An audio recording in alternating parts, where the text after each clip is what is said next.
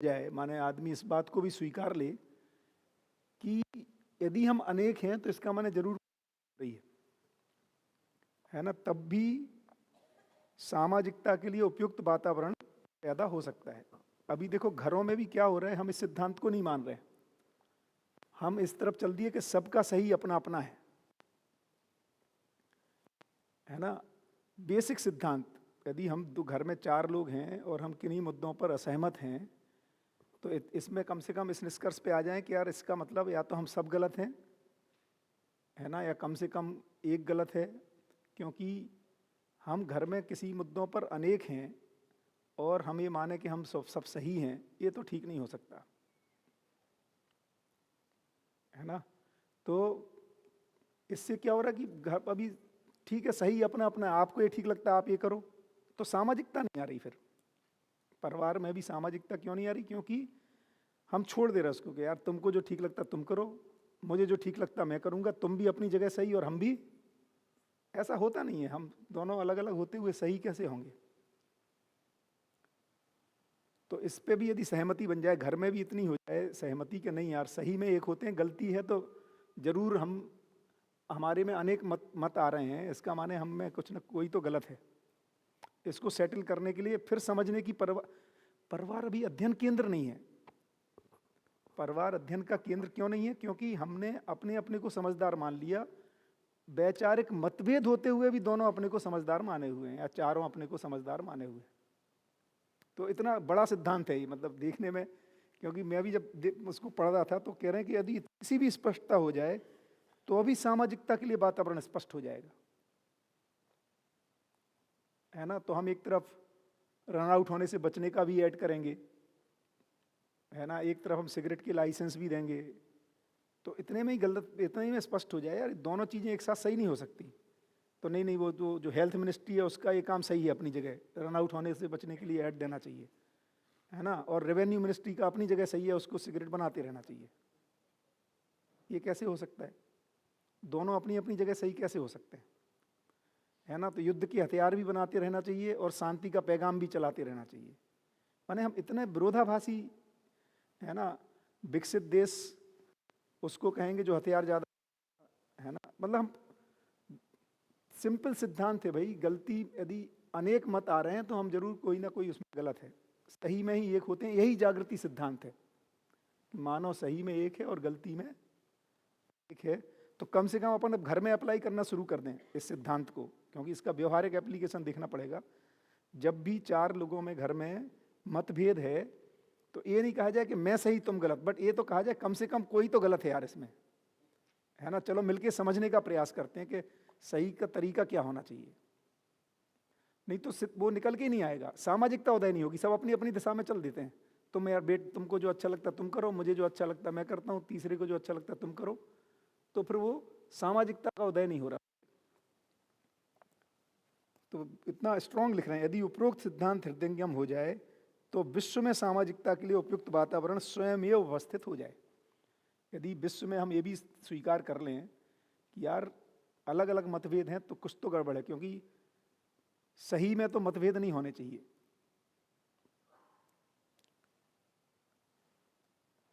फिर जो भौतिक समृद्धि का भी काफी स्ट्रांग, देखो एक तो है कि आवश्यकता से अधिक उत्पादन, लेकिन ये पर्याप्त नहीं है मात्र आवश्यकता से अधिक उत्पादन।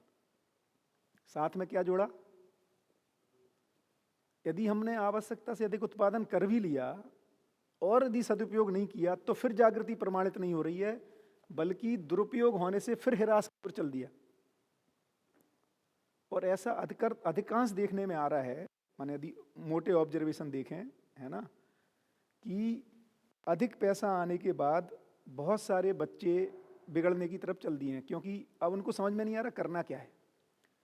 क्योंकि यदि सदुपयोग की नीति नहीं आ रही है ना, तो आवश्यकता से अधिक हो जाने पर, और ये तो है ही है कि समाधान से ही समझ में आएगा, बट केवल उत्पादन अधिक हो गया, उसके बाद यदि सदुपयोग नहीं है तो जागृति अदरवाइज फिर से हिरास की ओर गति हो जाएगी, है ना। तो ये भी बहुत इंपॉर्टेंट है कि भौतिक समृद्धि आवश्यकता से अधिक उत्पादन की नीति आचरित करने से ही सिद्ध होगी। आत्मक आचरण से ही जागृति प्रमाणित हुआ है, अन्यथा, ह्रास अवश्यम भावी है, मतलब उसको रोका नहीं जा सकता, क्योंकि एक जगह अपन ने सिद्धांत देखा होगा, अनंत मात्र के लिए, अनंत माने प्रकृति के लिए केवल दो ही गति है, या तो वो ह्रास कर रहा है, विकास कर रहा है, और कोई तीसरी गति नहीं है। हम, है ना, स्टैटिक कब होता है?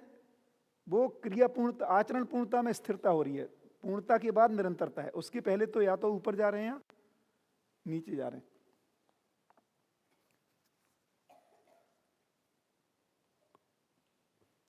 और बौद्धिक समाधान हेतु व्यवहारिक सुगमता चाहिए, है ना, और सामाजिकता भी चाहिए और अध्ययन भी चाहिए। इन तीनों की योग फल में बौद्धिक समाधान हो रहा है, जो पहले भी अपन ने पढ़ा था कि अध्ययन के बाद सर्वप्रथम अध्ययन, दूसरी स्थिति में व्यवहार अभ्यास, है ना। तो जिसके लिए न्याय सम्मत आचरण करने की बात है, न्याय सम्मत नीति। तो ये अब अपन लोगों को भी यही अभ्यास करना है कि जो भी हम अध्ययन कर रहे हैं, जितने भी सूत्र अपन पकड़ रहे हैं, उनका परिवार में, है ना, पहली इकाई परिवार है जहाँ पे हमारे आचरण को प्रमाणित होना है, उसके क्रम में ही अपने को अब साक्षात्कार, बोध, है ना, ये स्थितियाँ बनेगी, या उस क्रम में ही सुख की अपने को पता चलेगा। क्योंकि व्यवहार में जो सुगमता आएगी, जो न्याय को के पूर्वक जी पाएंगे, तो इन सिद्धांतों को लगाते हुए चलेंगे, तो उससे मुझे लगता है कि अभी अपन ये भी करेंगे कि अब सबका ये मन बनना चाहिए धीरे धीरे, कि घर जाके अपने को प्रयास करना, घर में जाते हुए यहाँ भी, कि व्यवहार में न्याय सम्मत ढंग से, उसका मोटा प्रमाण है कि हम संतुलन बनाते हुए एक दूसरे को सुन पाएँ, संतुलन बनाते हुए बात को रख पाएँ, है ना, इन सिद्धांतों पर बात कर पाएँ। और मूल बात है कि अपने सुख को बनाए रखें, माने अपने में जो अब हम दूसरों की गलतियों से प्रभावित हो जा रहे हैं, और प्रभावित होने के बाद जो रिएक्ट कर दे रहे हैं, है ना, उसको कैसे हम अपने में बना के रख पाएंगे, इसका अभ्यास करना पड़ेगा। तो पहले अभ्यास होगा, स्वभावगत होगा वो कुछ समय के बाद, शुरुआती दौर में सतर्कता पूर्वक अभ्यास करना पड़ेगा। और अपनों के साथ हम अभ्यास कर सकते हैं, ये अपने को मुझे लगता है ये भरोसा आ ही रहा है, धीरे धीरे आ ही गया है।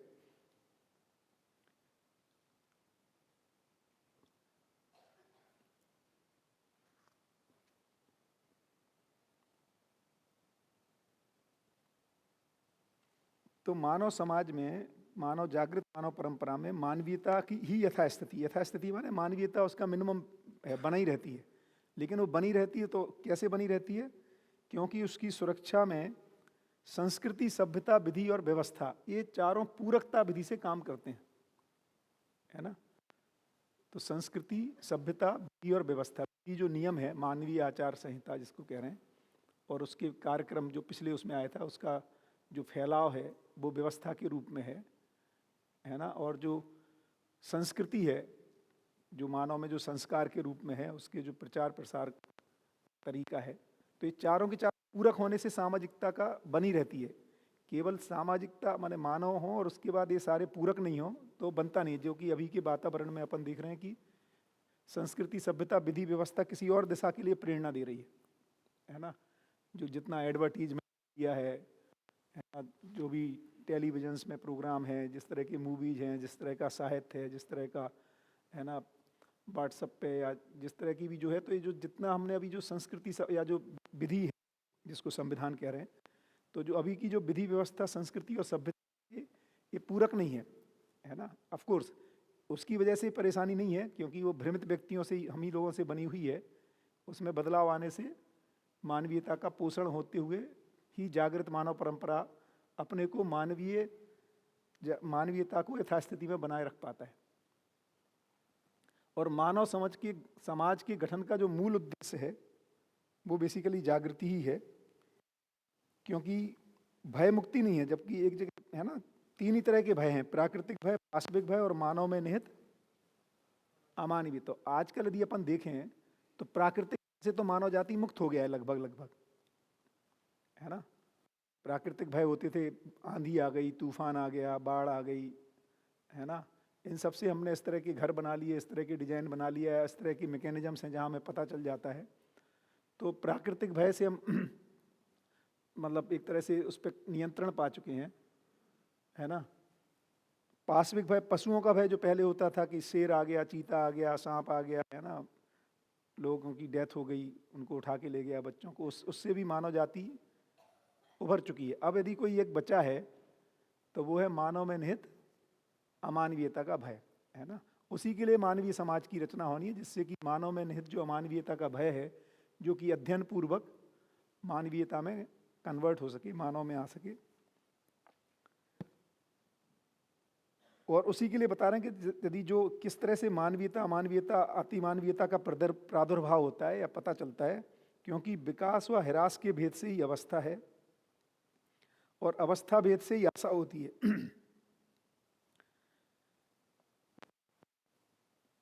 किसको स्पष्ट है ये बताओ पूरा, क्या इसको पकड़ समझ में आया इस वाले पैराग्राफ में? भेद का मतलब डिफरेंस, हाँ, विकास और ह्रास के भेद से अवस्था। नहीं समझ में आया, किसको समझ में आया? हाँ बताइए, माइक दीजिए भरत भाई। हेलो। बढ़िया। इसमें जो मैं समझाऊँ वो हाँ ये है हाँ कि विकास व ह्रास भेद से अवस्था, मतलब जो भी अवस्था है वो विकास या ह्रास से डिसाइड होती है कि भाई इसमें विकास है या ह्रास है। और दूसरा, अवस्था भेद से आशा, जो भी अवस्था बनती है उसी से आशा, मतलब कौन सी क्या आशा होगी वो अवस्था से डिसाइड होगी। बढ़िया। और आशा भेद से आकर्षण प्रति आकर्षण, मतलब जो आकर्षण या प्रति आकर्षण होगा वो आशा का जो डिफरेंस होगा उसी के हिसाब से आकर्षण और प्रति आकर्षण डिसाइड होगा। और आकर्षण प्रति आकर्षण भेद से आसक्ति, तो वो भी एक मतलब जो आकर्षण होगा या प्रति आकर्षण होगा वही डिसाइड करेगा कि आसक्ति क्या बन रही है। और आसक्ति भेद से विवशता, जो आसक्ति बनेगी उसी में ही, उसी से ही डिसाइड होगा कि विवशता है कि नहीं। और विवशता भेद से संवेग, जो भी विवशता बनेगी वही संवेग, संवेग मतलब जागृति की ओर वेग। जितने ही आपकी विवशता है, जो इंटेंसिटी की विवशता है उसी हिसाब से आपका वेग बनेगा। और वेग, संवेग भेद से कर्म, जितना संवेग होगा, जो इंटेंसिटी का संवेग होगा उतनी इंटेंसिटी से आप कर्म करेंगे। और कर्म भेद से फल, तो जो कर्म होगा उसी से ही वो फल आपको प्राप्त होगा। और फल भेद से समस्या एवं समाधान, तो जो कर्म किया होगा उसी भेद से आपको फल, फल मतलब वो समस्या की तरफ ले जाएगा या समाधान की तरफ ले जाएगा। और समस्या और समाधान भेद से फिर हास, विकास और जागृति सहज गतियां हैं, जिससे मानवीयता, अमानवीयता और अतिमानवीयता का प्रादुर्भाव प्रमाण है। बहुत बढ़िया। मतलब पूरा कर्म वाला जो सिद्धांत है वो तो हास विकास से वो कनेक्ट किया है। बढ़िया। तो जैसे अवस्था भेद से आशा होती है और आशा भेद से ही आकर्षण प्रति आकर्षण होता है। तो जैसे मेरे में कोई आशा का उदय हुआ है ना, जैसे पशुओं में देखेंगे तो जीने की आशा है ना, मानव में सुखपूर्वक जीने की आशा है, तो उसके किस तरह से उसको लगता है वो सुखी हो, उसके आधार पर वो उन चीज़ों के प्रति आकर्षण होता है उसको, और दूसरों चीज़ों के प्रति प्रत्याकर्षण है ना। तो किसी को लग रहा है संग्रह से सुखी हो जाएगा, है ना, प्रिय से सुखी हो जाएगा, हित से, लाभ से, या फिर न्याय से, धर्म से। इस जैसे जिस तरह का आशा भेद है उस तरह के लोगों को वो उनके प्रति आकर्षित होता है ना, और उसी तरह उसकी गति होगी उस तरफ। और उसी आकर्षण प्रति आकर्षण के भेद से उसमें आसक्ति है, उसी के आधार पर उसमें संवेग है, कर्म है, फल है, और फल का रिजल्ट है। तो जिस तरह की आशा हो रही है और उसी के आधार पर फाइनली अमानवीयता, मानवीयता और अतिमानवीयता प्रकट हो रही है। तो अवस्था भेद में भी देखेंगे तो पशुओं में सिर्फ जीने की आशा है, तो उनका आकर्षण भोजन की तरफ, उनका जो निश्चित आहार है, गाय का, भैंस का, है ना, गधे का, घोड़े का, शेर का, उसके प्रति उसको आकर्षण प्रति आकर्षण। मानव में सुखपूर्वक जीने की आशा है, तो जहां सुख माना हुआ उसके प्रति आकर्षण है। फिर इसको कैसे स्पष्ट हुआ? बहुत बौद्धिक समाधान तथा भौतिक समृद्धि की पुष्टि के लिए स्थूल, सूक्ष्म एवं कारण भेद से दर्शन है। कौन समझाएगा? माने हम जब दोनों चीजें चाहते हैं ना, भौतिक समृद्धि और बौद्धिक समाधान, ये किस तरह से सफल होता है? किस चीज के दर्शन से? तीन दर्शन की बात कर रहे हैं, स्थूल दर्शन, सूक्ष्म दर्शन और कारण दर्शन। इसकी पूरी स्पष्टता, इसकी स्पष्टता होने से भौतिक समृद्धि और बौद्धिक समाधान सफल होता है। तो क्या है ये तीनों? बहुत बढ़िया। तो स्थूल समझ जो आ रही है वो इंद्रियों से आ रही, शब्द स्पर्श रूप रस गंध से जो समझ बन रही है वो स्थूल समझ है। बढ़िया। और मन वृत्ति चित्त से जो समझ बन रही है ना, वो सूक्ष्म है। और हाँ, वही आशा, मन वृत्ति चित्त में जो शक्तियां हैं, आसार विचार इच्छा, ये तो हो गया पूरा, इसको मिटा सकते हैं।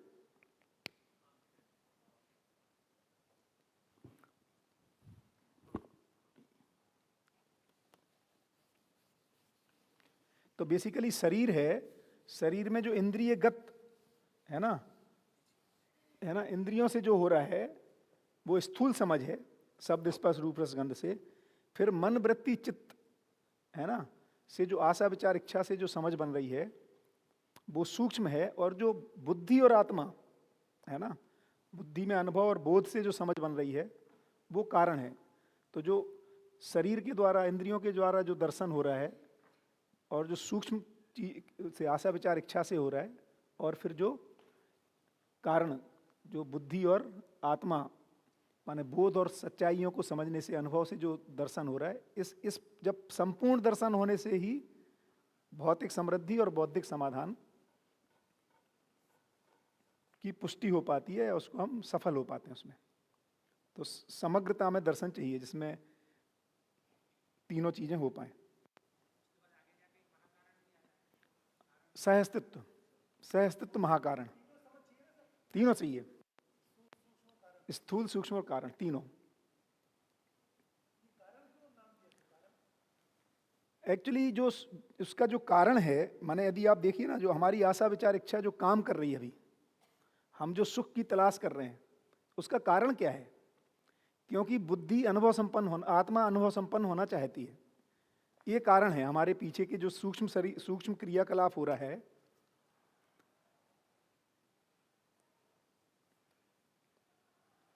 ये शरीर, मन, वृत्ति, चित्त, बुद्धि और आत्मा। तो जो शरीर से जो जो सूचना आ रही है उसको कह रहे हैं स्थूल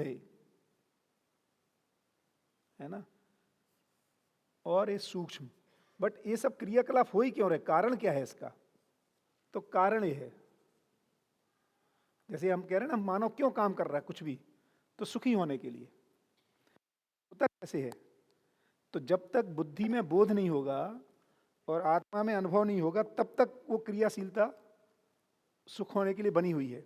इसलिए ये कारण है। हाँ हाँ हाँ, कारण। और इसके लिए फिर कैसे करना है उसका डिटेलिंग है। तो कारण, मुझे ड्राइविंग फोर्स क्या है, कारण क्या है? तो अनुभव के कम में मैं तृप्त नहीं हो पाता हूं, और तृप्ति मुझे चाहिए। इसलिए तृप्ति को जो ड्राइव कर रहा है वो कारण है, जो ड्राइविंग फोर्स है। मतलब मैं इतना भाग दौड़ कर क्यों रहा हूं? तो जब तक अनुभव जैसे कहा ना, अनुभव का प्यासा है या जागृति ही परम लक्ष्य है, तो जागृति का मतलब है आत्मा अनुभव संपन्न हो जाए। ये कारण है जिसकी वजह से ये सारा क्रियाकलाप चल रहा है मेरे में।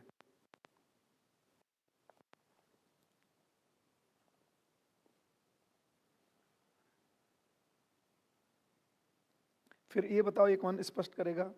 मानव में जो सारी क्रियाएं हो रही हैं, स्फुरण, प्रेरणा, क्रांति, संवेग, आवेग, प्रयोग, ये सब मानव में क्रियाएं हो रही हैं।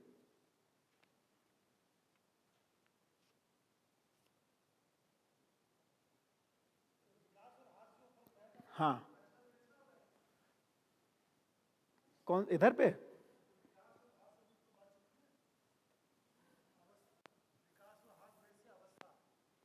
विकास, अच्छा, हाँ हाँ, विकास व ह्रास भेद से अवस्था।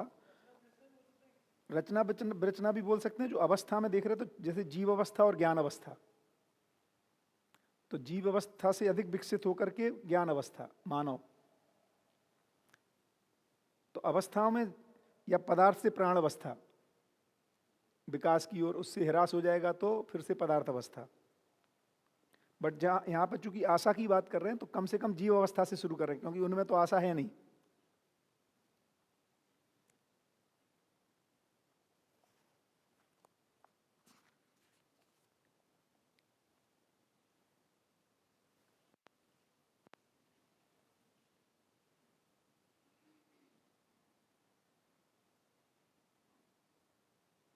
तो मानव में जो काम हो रहा है वो इतना ही हो रहा है, स्फुरण हो रही है, या तो है ना जागृति के लिए प्रेरणा मिल रही है, इसको कह रहे हैं स्फुरण। किसी किसी के संपर्क में आते हैं और अपने को जागृति की प्रेरणा होती है ना, या प्रतिक्रांति हो जाती है कि मिलन के अंतर उभय विकृति हो जाती है, ह्रास की ओर गति हो जाती है ना, क्योंकि परस्परता में ही सारी चीजें समझना, समझाना, संप्रेषित करना किसमें हो रहा है? परस्परता में हो रहा है। यही शब्द क्रिया की सार्थकता है। तो माने सहस्त्र में ही सारा विकास हो रहा है। तो या तो हमारे जागृति की ओर गति हो जा रही, जिसको स्फुरण कह रहे हैं, या प्रतिक्रांति हो जा रही है ना। इसमें भी नहीं, इसमें जैसे लिखा है कि संपूर्ण इकाइयों की अभिव्यक्तियां सत्ता में संपृक्त क्रिया के रूप में ही है। बिल्कुल ठीक है। तो ये तो मानव नहीं, ये तो पूरा संपूर्ण सभी इकाइयों की बात बिल्कुल कर रहे हैं। बिल्कुल सभी की बात कर तो रहे हैं। जैसे पदार्थ इकाइयां हैं, पदार्थ में भी, हाँ उसमें जो क्रिया हो रही है तो उसकी अभिव्यक्ति क्रिया के रूप में हो रही है बिल्कुल ठीक है। पदार्थ की, है ना। हम्म, तो उसमें आगे लिखा है रूप क्रिया का तात्पर्य हर इकाई में निहित गुण स्वभाव धर्म से है। ठीक है। तो जैसे लोहा है और लोहे की लोहे का एक रूप है। लोहे की अभिव्यक्ति उसके रूप गुण स्वभाव और धर्म से के व्यक्त हो धर्म रही से व्यक्त हो रही है। बिल्कुल ठीक। बराबर है ना। ये हो गई रूप क्रिया, रूप क्रिया। लोहे में होने वाली। ठीक बात। और उसमें जो शब्द क्रिया है, शब्द क्रिया वो तो लोहे की जो मौलिकता है, उसमें जो स्ट्रेंथ है, हाँ वो शब्द से लोहे का अर्थ समझ रहे हैं। हाँ, मतलब शब्द क्रिया मानव दे रहा है। मानव ने एक शब्द दिया लोहा, जैसे हम चाहते तो उसको कुछ और बोल सकते थे, या इंग्लिश में आयरन बोलते ही हैं कोई और भाषा में। तो उस शब्द क्रिया से वो इंगित हो रहा है अर्थ, शब्द से उसका लोहे रूप का गुण स्वभाव धर्म को इंगित कर मौलिकता रहा है। समझ रहा है कि बिल्कुल। नहीं, रूप गुण स्वभाव समझ रहा है रूप गुण स्वभाव धर्म को समझ रहा है, शब्द के शब्द माध्यम से। इंगित कर अच्छा। रहा है। क्योंकि मानव में जो संप्रेषण होनी वो शब्द के द्वारा होनी है। तो मानव में ये जो क्रियाएं लिखी है मानव में, हाँ जैसे प्रतिक्रांति या स्फुरण, बिल्कुल। तो ये रूप गुण स्वभाव में कैसे दिखेंगी? स्फुरण या प्रेरणा, ये तो शब्द से समझ में आ रही ये है। तो शब्द से ही आएगी। लेकिन वो जो क्रिया है हाँ वो उसके गुण और स्वभाव से परिलक्षित होती है, ऐसा नहीं, लिखा है, क्या- अभिव्यक्त होती है। नहीं, क्या कह रहे हैं, रूप क्रिया का तात्पर्य है कि हर इकाई में निहित गुण स्वभाव धर्म है ना। अब शब्द क्रिया का तात्पर्य रूप क्रिया और उसमें निहित अर्थ को निर्देशित करने के रूप में है। हम शब्द को क्यों यूज कर रहे हैं एक दूसरे, इसलिए सार्थक शब्द और निरर्थक शब्द की डिफाइन किया है आगे। वो क्रिया बताने के लिए कर रहे हैं, हाँ। शब्द को यूज कर माने रहे हैं सिर्फ। एक मानव को देखा उसने, अब वो दूसरे मानव को संप्रेषित कैसे करेगा? तो उसके पास शब्द क्रिया है एक, जिसके माध्यम से वो उसके रूप को भी बताता है और उसके गुण स्वभाव और धर्म को भी, अर्थ को इंगित करता है वस्तु के, है ना। उस इंगित करने से क्यों कर रहा है, निर्देशित क्यों कर रहा है? उसका तात्पर्य क्या है? क्योंकि परस्परता में संप्रेषणा हो सके, माने एक दूसरे को समझाना हो सके। अब इस सबसे होता क्या है? तो इस सबसे या तो स्फुरण होता है परस्परता में, माने हमें हो सकता है किसी से मिलके, किसी के शब्दों से हमारे में प्रेरणा आ जाती है, या किसी से मिलके हमारे में ह्रास की स्थिति बनती है। तो फिर ये मानव में हो रहा है, या तो उभय स्वीकृतियाँ हो रही हैं, उभय विकृतियाँ हो रही हैं, या संवेग आ रहा है, या आवश्यकता अनुसार आवेग आ रहा है, या प्रयास पूर्वक प्रयोग कर रहा है। ये सब शब्द क्रिया से निर्देशित होने पर ये सब मानव में होने वाला क्रियाकलाप हो रहा है। इसीलिए भैया जो लोगों ने पहले कहा है सत्संग की जो महिमा है ना, या आपस में जो ऐसे लोगों का साथ है ना, जो एक ही दिशा में या उससे मिलती जुलती, तो उससे इससे उभय स्वीकृतियां बनती हैं, है ना। इसलिए जो गोष्ठियों का बात है बिल्कुल ठीक है, ये अपने को उस वातावरण में बनाए रखने की बात है, उस स्पेस में, है ना।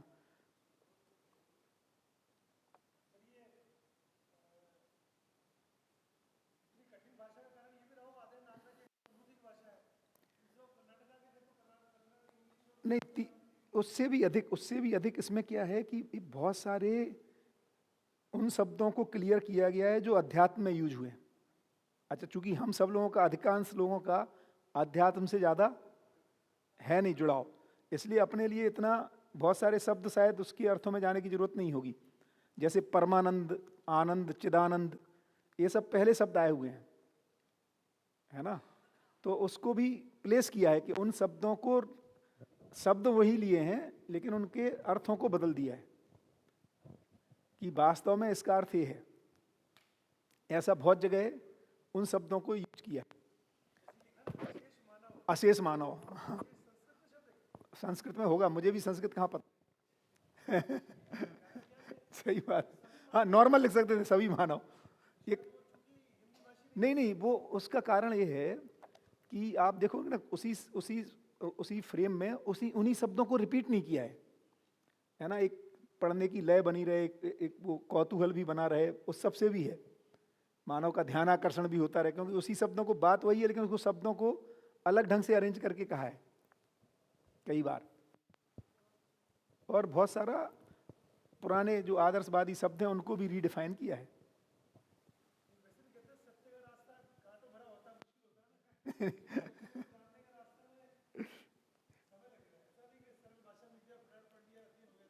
नहीं नहीं, वो मतलब नहीं है।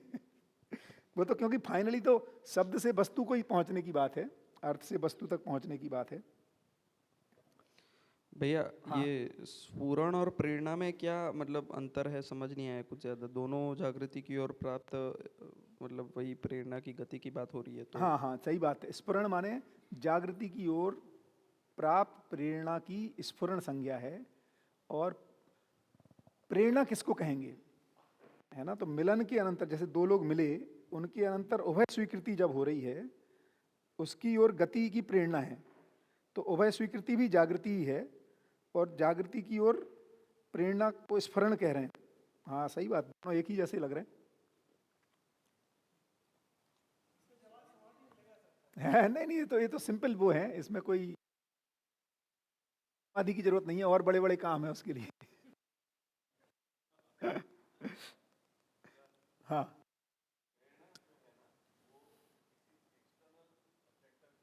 स्फुरण स्वयं में होता है। हाँ, मेरे को भी यही लग रहा था उसमें, है ना। नॉर्मली प्रेरणा परस्परता में है, स्फुरण स्वयं स्फूर्त है। तो जागृति की ओर प्राप्त प्रेरणा की स्फुरण जो स्वयं में ही अपन पढ़ते हुए अपने स्वयं में स्फुरण होता है। बिल्कुल ठीक है। स्वयं में आगे की ओर गति करने के लिए प्रेरणा होना। हाँ हाँ हाँ, बिल्कुल, वो स्फुरण है। और परस्परता में जो हो रहा है उसको प्रेरणा कह रहे हैं। दोनों से ही जागृति की ओर गति होगी। ठीक है भाई, एक अपने में स्वयं स्फूर्त स्फुरण है और एक परस्परता में होने वाला प्रयास है, बट दोनों में ही प्रेरणा है। हाँ जी, ऑन नहीं है शायद।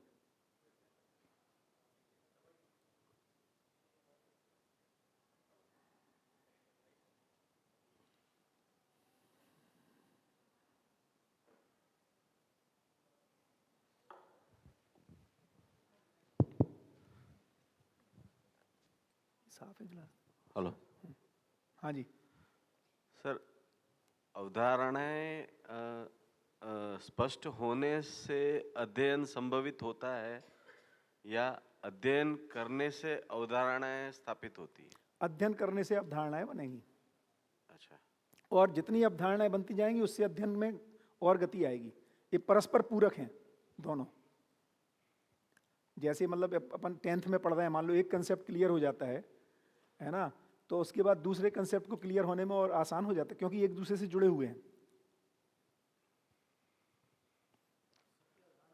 जब तक मेरी अवधारणाएं स्पष्ट नहीं है, हाँ। तब तक मैं अध्ययन के लिए प्रेरित नहीं होता हूं सर।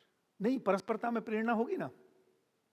देखो प्रेरणा कहाँ से आ रही है। जो बाबा जी ने कहा है, हाँ अभी हम सामान्य भाषा में बात करें, जो बाबा जी ने ये शास्त्र की रचना की है, दर्शनवाद शास्त्र जो भी, और वो लॉजिकल है, वो साइंटिफिक है, वो तर्क संगत है, बुद्धि संगत है, वो एक बार स्वीकार हो जाता है, हाँ, तो अध्ययन के लिए मैं प्रेरित होता हूँ। ठीक है। और उसके बाद अध्ययन होने से जो अस्तित्व में वास्तविकताएं हैं, उसकी अवधारणाएं स्पष्ट होते जाती है। बहुत बढ़िया। तो आप ये कह रहे हो, देखो तो अवधारणाएं तो आप कह रहे हो अध्ययन से ही बन रही है, अध्ययन से अवधारणा बन रही, लेकिन अध्ययन करने का मन जो बन रहा है, हाँ, वो आपकी स्वीकृतियों से बन रहा है। किसकी? व्यक्ति की स्वीकृति।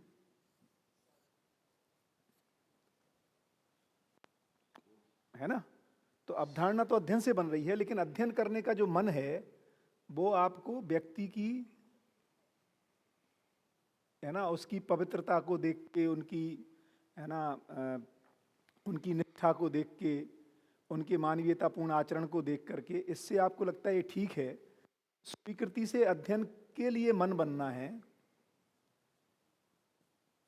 या उसको स्वीकार पाना है कि ये जो कह रहे हैं शायद ठीक कह रहे हैं, उससे जो ग्रहण कर रहे हैं, फिर उसको ग्रहण करने के, इसके अध्ययन और अवधारणा के बीच में आएगा तर्क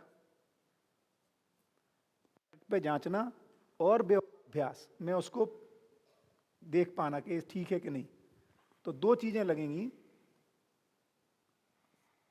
अध्ययन प्रक्रिया में, पठन, तर्क और व्यवहार अभ्यास। इसमें वो चीज यदि प्रूव होती है तो अवधारणा में स्थित हो जाती है। ये ठीक, लेकिन आपकी बात जो कह रहे थे वही ठीक हो पाई कि नहीं क्लियर? नहीं, मैं हाँ, बिल्कुल, अपना फिर से जो रखिए, फिर से रखिए। हाँ अपना जो मेरा एक्सपीरियंस है, हाँ हाँ मैं जो जीवन विद्या मध्यस्थ दर्शन सीखने के लिए प्रेरित हुआ, तो उसमें सबसे महत्व का मुद्दा ये रहा कि जो परमात्मा, परम तत्व, सुपर कॉन्शियसनेस, उसको व्यापक, अनपेक्ष और साम्य ऊर्जा, निरपेक्ष ऊर्जा, साम्य ऊर्जा को जिस तरह समझाया गया और अस्तित्व को जिस तरह समझाया गया, चारों अवस्था को जिस तरह समझाया गया, और बहुत छोटे छोटे मुद्दे थे जो जीवन क्रियाओं को समझाया गया, वो एक बार एकदम इमीडिएटली क्लिक हुआ कि ये कुछ तो लॉजिकल साइंटिफिक लग रहा है। बढ़िया, और अध्ययन के लिए मैं प्रेरित हुआ। बहुत बढ़िया। तो उसमें मेरी काफी सारी अवधारणाएं तो उस समय बन गई थी।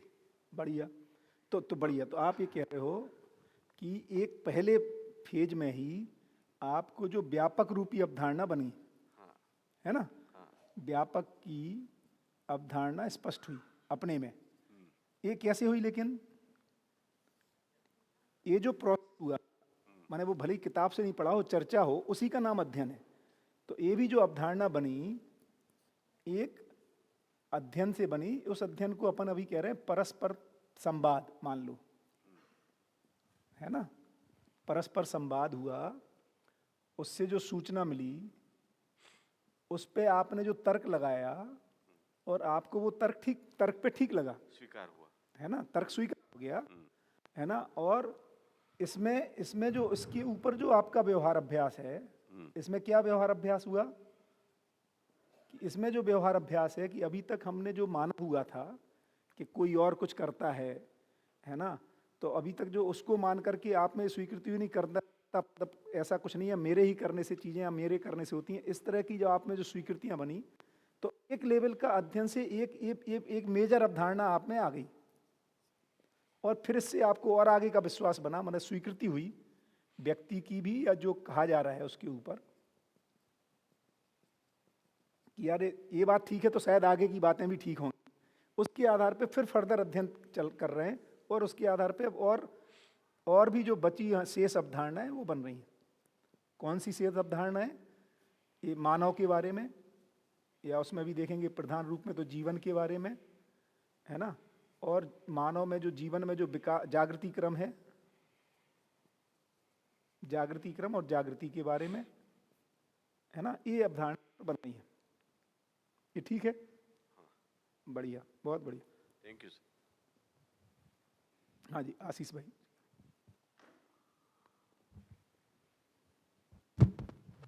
तो ये बिल्कुल ठीक है। एक भी चीज यदि क्लिक कर जाती है तो हमारा उत्साह भी बनता है, भरोसा भी बनता है, निष्ठा भी बनती है और गति भी बनती है ना। बिल्कुल ठीक। इससे भैया एक फंडामेंटल प्रश्न है कि जैसे हम तात्विकता से तार्किकता बोल रहे हैं और तार्किकता से व्यवहारिकता बोल रहे हैं, जबकि पहले तो हम तर्क लगा रहे, तर्क से वस्तु देख रहे, और फिर वो वस्तु को व्यवहार में पहचानने की कोशिश कर रहे। बिल्कुल ठीक है। तो तार्किकता से तात्विकता होना चाहिए और तात्विकता से व्यवहारिकता होना चाहिए। ये तीनों लूप में चलते हैं, माने एक के बाद दूसरा नहीं है। हाँ हाँ, ये तार्किकता ब्रिज है। हाँ कभी कभी हम व्यवहारिकता से में लगा के पकड़ते हैं। अभी दशरथ भाई से बात हो रही थी, और इसमें एक उम्र का भी मामला है। जो यंग जनरेशन है वो अधिकतर पहले तर्क से माध्यम से तत्व को पकड़ने की कोशिश करता है। वही मैं बोल रहा हूँ, हाँ पहले तत्व आएगा हाँ, फिर वस्तु मैं देखूंगा। कभी कभी एक उम्र के बाद हम पहले व्यवहारिकता को पकड़ते हैं, क्योंकि हम व्यवहार में समस्याओं से जूझ रहे होते हैं। तो एक्चुअली जो जिस समस्या से जूझ रहा है उसको वो एंगल से क्लिक करता है। जैसे नितिन भाई ने कहा कि नितिन भाई को लगता था यार ये ईश्वर समझ में नहीं आ रहा है, ये क्या कहानी है, तो वो पहले क्लिक कर गया। किसी को हो सकता है ये मानवीयतापूर्ण आचरण पहले क्लिक करेगा, किसी को जीवन क्लिक करेगा। तो जो जिसमें जूझ रहा है, किसी को परिवार क्लिक करता है, किसी को समाज क्लिक करता है, समाज वाला मामला ठीक है ना। तो उस वहाँ से जर्नी है एक्चुअली हर व्यक्ति, क्योंकि जो जितने भी आयाम हैं, 4 आयाम और 5 स्थितियां हैं, है ना, अनुभव, विचार, व्यवहार, व्यवसाय, ऐसे ही व्यक्ति में, परिवार में, समाज में, राष्ट्र में और प्रकृति के साथ। कोई प्रकृति से जूझ रहा है तो पोल्यूशन का क्या उत्तर, ये सब एक तरफ रखो यार, पोल्यूशन कैसे ठीक होगा ये बताओ, है ना। तो वहां से क्लिक कर जाएगा।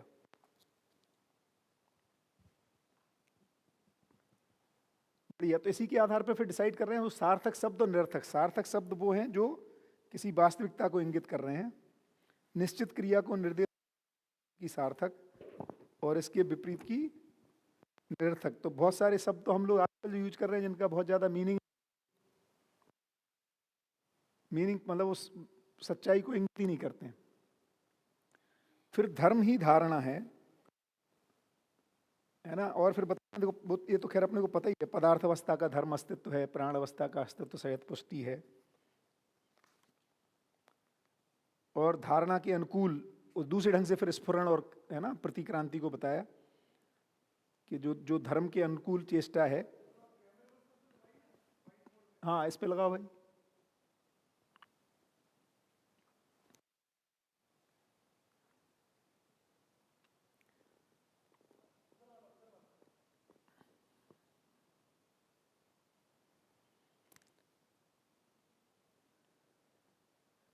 स्वासापेक्षता में विश्राम और पर सापेक्षता में श्रम। ये बताइए कौन बताएगा। ये देखो श्रम की परिभाषा भी आ गई जो अपन ने सुबह बात की थी।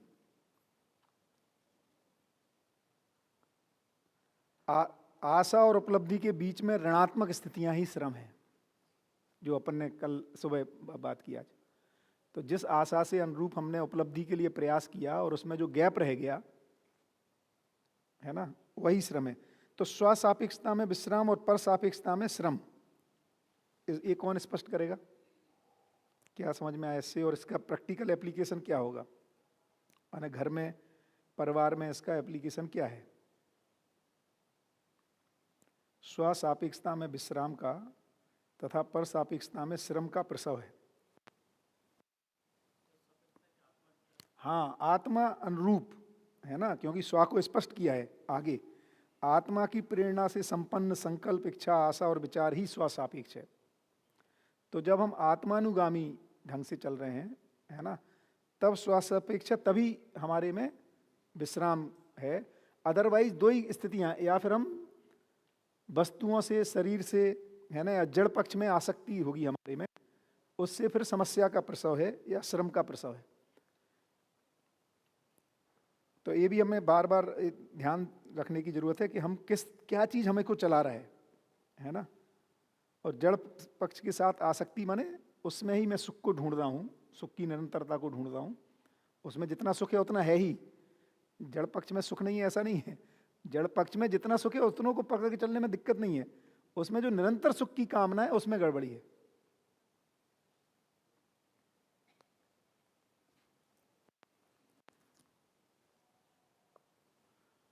नीतिपूर्ण विचार का अभाव ही शोषण का कारण है।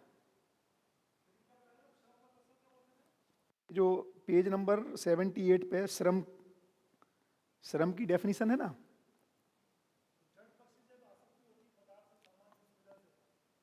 तो श्रम थकान हो जाती उसमें। जड़ पक्ष की आसक्ति का मतलब है जड़ पक्ष के आस्वादन से ही निरंतर सुख की कामना जो है ये थकान को पैदा करता है, इसी का नाम श्रम है। श्रम का प्रसव, श्रम माने थकान उत्पन्न हो गई, थकान लगती है। और जो सुबह पर अपन ने परिभाषा की थी, मानव इकाई की आशा और उपलब्धि के बीच में जो ऋणात्मक स्थितियां हैं, ऋणात्मक माने जो गैप रह गया, वही श्रम है। नहीं, इसको स्पष्ट करो, सुनील भाई बताएंगे क्या मतलब हुआ इस वाले का श्रम का। मानव इकाई की आशा और उपलब्धि के बीच में जो ऋणात्मक स्थितियां ही श्रम है तथा धनात्मक स्थितियां ही समाधान है। माइक दीजिए सुनील भाई, आप।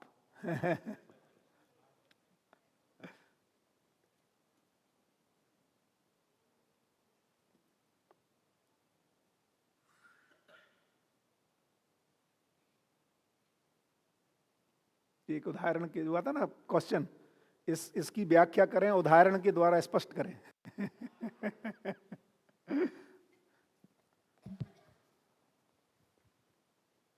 कोशिश करते हैं। हाँ बिल्कुल।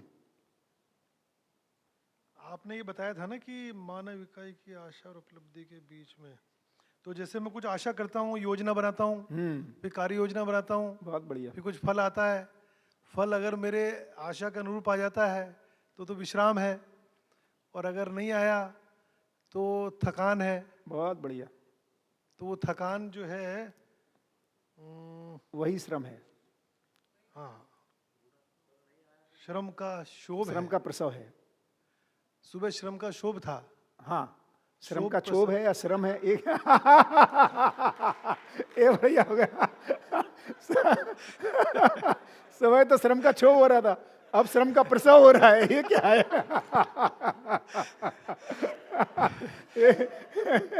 जागृति तो पता नहीं कब आएगी, पर आदरणीय नागराज जी मेरी हिंदी ठीक कर देंगे।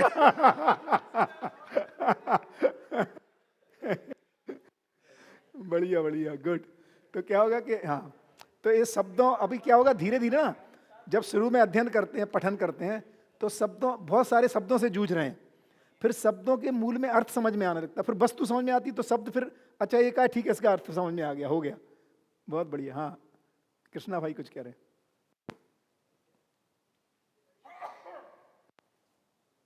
बहुत बढ़िया।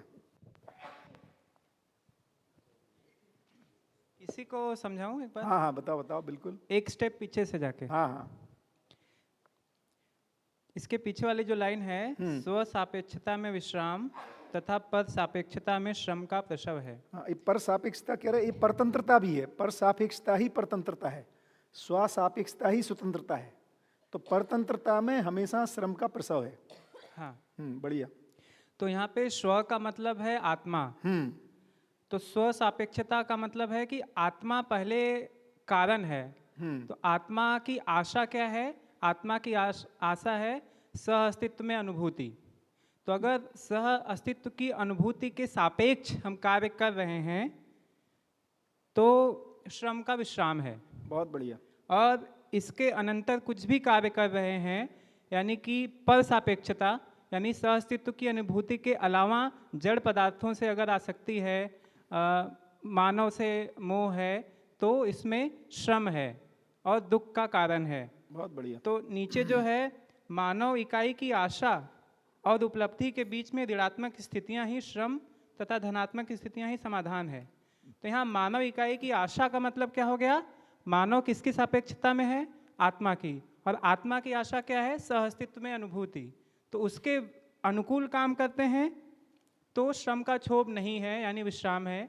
उसके प्रतिकूल ऋणात्मक कार्य करते हैं तो क्षोभ है, जितनी आशा है उतना सुख मिला नहीं, तो वहाँ पे दुख है। बहुत बढ़िया, गुड। तो बेसिकली मानव इकाई की आशा है क्या? सुखपूर्वक जीना। इसीलिए कह रहे थे कि वो बीच में अपन जो नॉर्मल छोटी छोटी आशाएं तृप्त भी हो जा रही हैं, वो बाद में फिर श्रम का प्रसव हो रहा है, क्योंकि फाइनली मैं तो सुखपूर्वक ही जीना चाहता हूँ। तो निरंतर सुख ही की कुल मिला के हाँ नितिन भाई फोन वो दीजिए, माइक। सर, परिणाम अगर ऋण और धन से मुक्त हो, हाँ, तो क्या स्थिति होती? तो तब वो ऋण और धन से जो मुक्त होगा, माने यहाँ पे धनात्मक स्थितियां जो अभी जब जागृति क्रम में ऊपर जा रहे हैं, उसके बाद तो ऋण धन से मुक्त होगा, निरंतरता आ जाएगी। फिर स्थिरता। मतलब यहाँ मैं दिव्य ऐसे पद में समझ आने रहा पर हूँ, एक एक्सपेक्टेड रिजल्ट था, बढ़िया, उससे डिविएटेड रिजल्ट है। बहुत बढ़िया। अगर deviated result less than expected है तो वो ऋणात्मक है, बढ़िया, और बेटर देन एक्सपेक्टेड है तो धनात्मक है। ठीक है। पर एज पर एक्सपेक्टेड है वो भी हो सकता है ना सर? उसी को धनात्मक कह रहे हैं इधर, as per expectation. As per expectation, यहाँ धनात्मक का मतलब है जैसा एक्सपेक्ट किया था उसके अनुरूप, not better than not better than that, okay. As expected. और फाइनल एक्सपेक्टेशन निरंतर सुख की ही है, जागृति की ही एक्सपेक्टेशन है उस अर्थ में।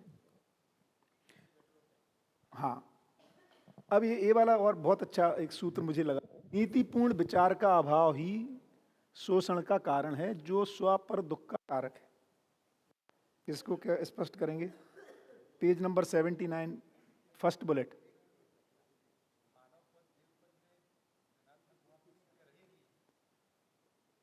मानव पद और नहीं, उसमें तो चेतना तो सेम ही है। मानव पद, देव पद और दिव्य पद में एक ही है, ज्ञान की स्थिति तो कम संपूर्ण। माइक दीजिए, माइक। एक और था माइक, कहाँ गया दूसरा? हाँ है ठीक।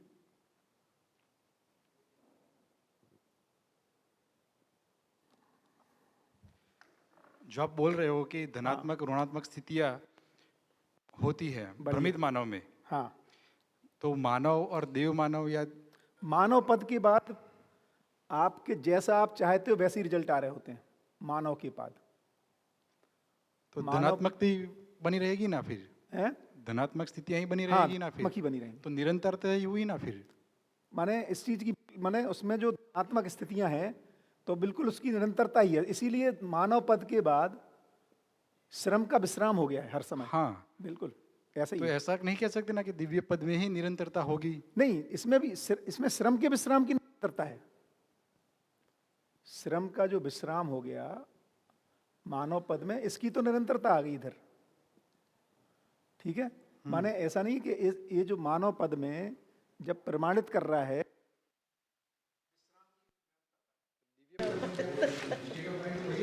स्टेट ऑफ माइंड में कोई चेंज नहीं है। इसलिए करो मानव पद में, देव मानव पद में, दिव्य मानव पद में स्टेट ऑफ माइंड में कोई अंतर नहीं है। ये बहुत अच्छी बात है, क्योंकि ये बार बार अपने को भी स्थिर करना चाहिए। मानव के बाद जो भी काम हो रहा है गति का गंतव्य के लिए, वो सुखपूर्वक हो रहा है। उसमें सुख, शांति, संतोष, आनंद, परमानंद बना हुआ है। उसके बाद फिर प्रमाणीकरण हो रहा है, क्योंकि अतृप्ति का प्रमाण थोड़ी होना है, तृप्ति को ही प्रमाणित करना है। तो तृप्त व्यक्ति तृप्ति के साथ रहते हुए तृप्ति को प्रमाणित कर रहा है आगे, है ना। तो मानव पद में श्रम का, क्योंकि तीन ही निरंतरताएं हैं, अपन ने पहले भी देखा था। ये जो लूप है, ये गठन पूर्णता वाली, इसकी निरंतरता हो गई गठन पूर्णता की। उसके बाद इस श्रम का विश्राम की निरंतरता है, और इधर गति के गंतव्य की निरंतरता है। तो तीन निरंतरताएं हैं, है ना। तो बिल्कुल ठीक है। इसके ये मानव में श्रम के विश्राम की निरंतरता है, इसलिए हर समय वो धनात्मक स्थितियां ही हैं उसके साथ, उसमें कोई व्यतिरेक नहीं होना है। उसके बाद सिर्फ प्रमाणित करने का काम है, जो कि सुख, शांति, संतोष, आनंद साथ रहते हुए उसको प्रमाणित कर रहा है। इसके पहले तक सुख, शांति, संतोष, आनंद को पाने के लिए प्रयास है। इसके बाद इसके साथ बने रहते हुए उसको प्रमाणित करने, दूसरे भी इस स्थिति में आ जाएं, इसके लिए काम है। बहुत बढ़िया, ये बहुत इंपॉर्टेंट है। हाँ, गति का गंतव्य। तो गति का गंतव्य क्या है कि मैं जिस स्थिति को पा गया उस स्थिति को प्रमाणित करूं कि मैं पा गया। भाई जैसे अभी हम और आप ही बोल सकते हैं, भैया मैं तो हमेशा सुखी ही रहता हूं। इसका प्रमाण क्या है? तो आपका डिक्लेरेशन है एक तो कि मैं सुखी हूं। अब जो दूसरा आपसे नीचे है, जो कम सुखी है, वो आपको सर्टिफिकेट दे नहीं सकता। माने 8 का बच्चा 10th वाले को कैसे सर्टिफिकेट दे? अब कैसे आपको सर्टिफिकेट मिलेगा कैसे? माने आपको अपने लिए, दूसरे के लिए नहीं, आपके लिए तो तृप्ति है ही। आप उसको जब प्रमाणित करते हो परंपरा में, तो आप किसी को पहले अपने बराबर लेके आते हो। जिससे वो इस बात को देख सके मैं कहाँ था। किसी को कह रहे हैं कि गुरु, ऐसा आएगा गुरु शिष्य रिलेशनशिप में, कि गुरु उस दिन पर्व मनाता है, उत्सव मनाता है जिस दिन शिष्य गुरु पद में आ जाता है, क्योंकि यही उसकी उपलब्धि है गुरु की। क्या बात है। गुरु उस दिन पर्व मनाता है, उत्सव मनाता है जिस दिन शिष्य गुरु पद में आ जाता है, क्योंकि गुरु को संतोष होता है अपने गुरुवत के प्रमाणित करने से। क्या गजब डिजाइन है। तो इस तरह से उसको इसलिए प्रमाणित कर रहा है, वो परंपरा में प्रमाणित कर रहा है ना। सर, ये ऋणात्मक और घनात्मक शब्द प्रयोग के तात्पर्य को समझना चाहता हूँ। ऋणात्मक शब्द शायद इसीलिए यूज हुआ होगा कि उससे नेगेटिव वाइब्स, नेगेटिव भावनाएं, नेगेटिविटी होती होगी, और घनात्मक से पॉजिटिविटी होती होगी। बिल्कुल ठीक है। तो उसको सामान्य भाषा में राग और द्वेष कहे गए हैं। अरे नहीं, राग और द्वेष दोनों ही नेगेटिव हैं। दोनों ही नेगेटिव उसमें है। पॉजिटिव नहीं मैं है। वही कहना चाहता हूँ। तो उसमें positive- घनात्मक मतलब घनात्मक अगर राग नहीं कर रहा है, हाँ, तो घनात्मक और ऋणात्मक दोनों ही नेगेटिव हो गए ना सर? नहीं इसमें नेगेटिव नहीं है, वहाँ राग द्वेष में दोनों नेगेटिव हैं। जैसे नहीं, तो ये ऋणात्मक और घनात्मक शब्द प्रयोग के तात्पर्य को कैसे समझे? माने मानो ऋणात्मक और घनात्मक क्यों शब्द प्रयोग है? नहीं, ऋणात्मक का मतलब है कि गैप रह गया, हाँ, है ना। धनात्मक का मतलब है गैप नहीं है कोई इसमें, मतलब उसके भाषा मतलब शब्द के साथ उसके जो अर्थ को ओवरऑल पकड़ेंगे तो धनात्मक स्थितियां माने जैसा एक्सपेक्टेड था वैसा आ गया, या उससे अच्छा यदि बोलेंगे तो ये बोलेंगे कि मानव से देव मानव की ओर गति हुई। पॉजिटिव में देखेंगे उसकी धनात्मकता में तो मानव से देव मानव की ओर गति को कह सकते हैं। इसको ऐसे भी देख सकते हैं एक एग्जाम्पल के रूप में, सिंपल, कि मान लीजिए 0 से 100 तक का डिजिट है, हाँ, और अभी हमने अपना स्वमूल्यांकन किया, हम 35 डिजिट पे हैं। हमारी आशा है कि हमको 100 पे पहुंचना है। बिल्कुल ठीक है। तो उसके 100 पे पहुंचने के लिए कोई ना कोई एक रास्ता होगा, कोई कार्य होगा। बिल्कुल ठीक है। तो उस आशा के अनुरूप अगर हम कार्य कर रहे हैं तो हम 36-7 पे जाएंगे, यानी धनात्मक गति कर रहे हैं। माने जैसे आपने अध्ययन कर रहे हैं अभी अपन, और कुछ अवधारणाएं जो बनी और स्पष्ट हो जाती हैं, तो आपको लगता है 3 दिन 7 दिन लगाना सफल रहा, तो ये धनात्मक हो गया। अपेक्षा से अधिक भी रिजल्ट आ सकते हैं, जितना सोचा था उससे अच्छी ही गति हुई, उस अर्थ में पॉजिटिव दिशा में जा माने कब तक। लेकिन इसमें मुद्दा आता है कि हर समय कब तक होगा, जो इन्होंने फिर पूछा। एक बार श्रम का विश्राम या गति का गंतव्य हो गया, उसके बाद फिर निरंतरता है, उसमें फिर धन को नहीं जोड़ सकते। इस अर्थ में एक समय रुकेगा पूर्णता तक, जैसे 100 तक आते हैं, लेकिन 100 पे आने के बाद फिर 102 होगा, ऐसा नहीं है। विकास क्रम में है। हाँ, जागृति क्रम में चल रहे हैं, जागृति उस समय क्रम। धनात्मकता रहेगी, फिर जागृति पूर्ण होने के बाद उसकी निरंतरता हो जाएगी, उस अर्थ में ठीक है। हाँ, तो नीतिपूर्ण विचार का अभाव ही शोषण का कारण है।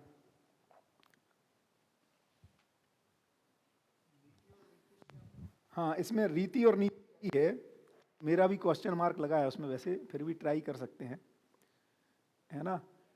तो मानव द्वारा सामाजिक एवं प्राकृतिक नियमों के अनुसार व्यवहार की पोषणवादी रीति है, क्योंकि यहाँ पर एक जगह आ रहा है नीचे के व्यवहारिकता में रीति का पालन तो देखा जाता है। हाँ हाँ, ये बढ़िया, ये हो सकता है, बिल्कुल ठीक कह रहे हो। मतलब हम क्या कर रहे हैं कि एग्जीक्यूट तो हम व्यवहारवाद पोषणवादी रीति कर दे रहे हैं, लेकिन माने जैसे होता है ना कि बाहर से तो सब ठीक है, अंदर अंदर अभी कुछ चीजें रुकी हुई हैं, है ना। तो क्योंकि बौद्धिक नियम है असंग्रह स्नेह विद्या सरलता, है ना, वो वाली नीति फॉलो नहीं हो रही है। सर, नीति सिद्धांत पक्ष है, सिद्धांत वही जो कह रहे हैं, और विचार पक्ष, रीति जो है वो व्यवहारिक पक्ष। तो विचार पक्ष और व्यवहारिक पक्ष, बौद्धिक पक्ष और व्यवहारिक पक्ष, बिल्कुल ठीक है। तो व्यवहारिक रीतियां तो हो जा रही फॉलो, बट विचार पक्ष में अभी भी क्लैरिटी नहीं है उतनी। इसमें ऐसा समझ में आ हाँ, रहा है, बताओ यदि और स्पष्ट हुआ हो किसी को। मानव द्वारा सामाजिक एवं प्राकृतिक नियमों के अनुसार व्यवहार की पोषणवादी रीति ठीक है। तथा बौद्धिक नियमों के अनुसार विचार एवं आचरण की व्यवहार नीति संज्ञा है। हाँ, तो रीति और नीति में ऐसा समझ में आ रहा, रीति का मतलब समाज और प्रकृति, तो समाज की एक अगर व्यवस्था बनी हुई है और प्रकृति भी एक नियम से काम कर रही है, तो हम समाज में उस व्यवस्था के अनुसार तो काम कर पा रहे हैं और प्रकृति के साथ उसके पोषण के लिए काम तो कर पा रहे हैं, लेकिन नीति का मतलब है बौद्धिक नियमों के अनुसार। बौद्धिक नियम यानी कि स्वयं के मानवीयतापूर्ण आचरण जैसा होना चाहिए आत्मा के अनुरूप, वैसा हम नहीं कर पाते कभी कभी। हाँ, मतलब यदि अपन इसको देखें और स्पष्ट रूप से, तो सामाजिक नियम का मतलब है स्वधन, स्वनारी, स्वपुरुष और दयापूर्ण कार्य व्यवहार, है ना। तो इसका तो फॉलो हो जा रहा है ना। इसके माने इसके विपरीत में क्या है? परधन, है ना, पर नारी, पर पुरुष और पर पीड़ात्मक कार्य व्यवहार। तो ये तो नहीं हो रहा है, मतलब ये सामाजिक नियम का फॉलो हो गया। और प्राकृतिक नियम का मतलब है कि हम प्रकृति में जो उत्पादन करना है उसको, उसका शोषण किए बिना उन साइक्लिसिटी को बनाए रखते हुए। तो आज से यदि 200-250 साल पहले चले जाएं, जहाँ पर हम प्राकृतिक नियमों के हस्तक्षेप करने के हमारे पास टूल्स ही नहीं थे, है ना, तो प्राकृतिक नियम का पालन तो हो रहा है और बहुत सारे समाज में इसका भी पालन हो जा रहा है, माने हम सामाजिक रीतियों का पालन कर रहे हैं, व्यवहार रीति। लेकिन चूंकि बौद्धिक नीति स्पष्ट नहीं है, माने जो बौद्धिक नियम है जिसको असंग्रह, स्नेह, सरलता, विद्या माने ज्ञान की स्पष्टता और निर्भयता या अभयता, तो क्या हो रहा है? सस्टेन नहीं कर पा रहा है बौद्धिक नियम। तो हम क्या कर रहे हैं? फिर पीढ़ी टू पीढ़ी ट्रांसफर नहीं कर पाए। माने यदि हमें पीढ़ी टू पीढ़ी ट्रांसफर करना है चीजें, तो इन नियमों के साथ साथ ये नीति हमारी स्पष्ट होना जरूरी है। हाँ, मूल है, क्योंकि ये रूट है, ये फ्रूट है, एक तरह से उसकी गति है, ये स्थिति है। तो गति हमने फिर भी मैनेज कर ली, लेकिन यदि स्थिति पे काम नहीं हुआ तो ये सस्टेन नहीं करती है गति, है ना। इसलिए नीति ज़्यादा सटल पार्ट है बेसिकली। नीति सटल, जैसे बहुत सारे परिवारों में बाहर से देखें तो कोई समस्या नहीं है ना, सब कुछ ठीक ही है, लेकिन अंदर ही अंदर जो खालीपन है वो बौद्धिक नीति से ही भरेगा, नियम से ही भरेगा। इसीलिए इसको कह रहे हैं आगे कि नीतिपूर्ण विचार का अभाव ही शोषण का कारण है। तो यदि विचार हमारा नीतिपूर्ण नहीं है, विचार में यदि धर्म नीति और राजनीति स्पष्ट नहीं है, माने सदुपयोग और सुरक्षा स्पष्ट नहीं है, तो फाइनली वो शोषण का कारण है। किसके लिए शोषण का? उसके लिए बाद में स्व और पर, खुद के भी शोषण का कारण है। ये मुख्य मुद्दा है इसमें। हमें लगता है कि जो नीति का पालन नहीं कर रहा है वो दूसरों का शोषण कर रहा है, लेकिन वो खुद का भी शोषक है, ये हमें पकड़ना पड़ेगा। खुद भी दुखी होने का वही कारण है, ये इंपॉर्टेंट है इसमें। नहीं तो ऐसा लगता है कि जो गलत लोग हैं वो समाज को खराब कर दे रहे हैं, परिवार को खराब कर दे रहे हैं, तो इसमें तो एक बहुत गहरी बात निकल के आ गई। हाँ, इसमें ये निकल के आ गया कि अगर मैं 10 लोगों के साथ व्यवहार कर रहा हूँ और वो व्यवहार नियम के अनुरूप नहीं है, तो मैं कभी भी जागृति को प्राप्त हो ही नहीं सकता, कुछ भी कर लूँ। बिल्कुल, बट इसको स्पष्ट करो, ये कैसे क्लियर हुआ? जैसे अभी उसको समझाने के लिए आगे 3-4 लाइन है, उसको पढ़ के करें। बढ़िया, तो इसको हाँ बढ़िया, तो एक तो ये क्लियर हो जाए। देखो, नीतिपूर्ण, हम यदि अनीतिपूर्ण, माने हम, है ना, सदुपयोगात्मक नीति का यदि मैं पालन नहीं कर रहा हूँ तो मैं समाज के लिए, परिवार के लिए दुख का कारण तो हूँ ही। मूल बात है कि मैं खुद के लिए भी दुख का कारण हूँ, खुद के भी अजागृति का कारण हूँ। ये इंपॉर्टेंट है, नहीं तो हम वो ताबीज आ जाएगा कि समाज को ठीक करना इसलिए करते रहो। अपने भी सुखी होने के लिए नीतिपूर्ण विचार होना। क्यों? उसका सिद्धांत क्या है कि जो शोषक है उसका शुष्क होना अनिवार्य है। एक सिद्धांत आएगा आगे, जो जैसा है वही बांटेगा। जो शोषक है उसका शुष्क होना अनिवार्य है। माने जो शोषण करता है उसके पहले उसका शुष्क होना आवश्यक रहता है, क्योंकि यदि उसके पास वो शुष्क नहीं होगा तो शोषण नहीं कर सकता। इसलिए स्वयं के दुख का कारण है प्रधान रूप में नीति नहीं होने से। बाहर से फिर भी ठीक है, उल्टा है, मैनेज कर सकते हो, लेकिन अपने खालीपन को मैनेज करने के लिए आपको नीति को समझना पड़ेगा, है ना। इसी को जो आपने अभी कहा हाँ। उसी का एक्सपेंशन इसमें नीचे नई बुक में 53 पेज पे 1 2 3 4 5 6 7वां बुलेट इसमें लिखा हुआ है परिवार समाज तथा व्यवस्था दत्त भेद से कर्तव्य को स्वीकारने तथा इसे निष्ठा नियम एवं सत्यता पूर्वक पालन करने पर ही मानव में विशेष प्रतिभा का विकास हर स्तर पर है, अर्थात पारिवारिक सामाजिक तथा व्यवस्था के साथ सफलताएं इसके विपरीत स्थिति में प्राप्त प्रतिभा तथा सफलता भी निरस्त होती है। बढ़िया। इसको कौन एक्सप्लेन करेगा और अच्छे से? आप एक्सप्लेन करो, फिर और भी लोगों से मैं चाहता हूँ। ये बहुत ही बहुत अच्छा, गहरी बात है। बहुत ही गजब गहरा से वो है पैराग्राफ। इसमें ऐसा है कि पारिवारिक सामाजिक तथा व्यवस्था के साथ सफलताएं इसके विपरीत स्थिति में प्राप्त प्रतिभा तथा सफलता भी निरस्त होती है। इसका मूल ये है कि जैसे अभी ये बात हो गई कि शोषक का शुष्क होना अनिवार्य है, तो हमको अनुभव किस में करना है? सहअस्तित्व में करना है। सहअस्तित्व में करना है तो सहअस्तित्व किसी एक नियम से है। बिल्कुल।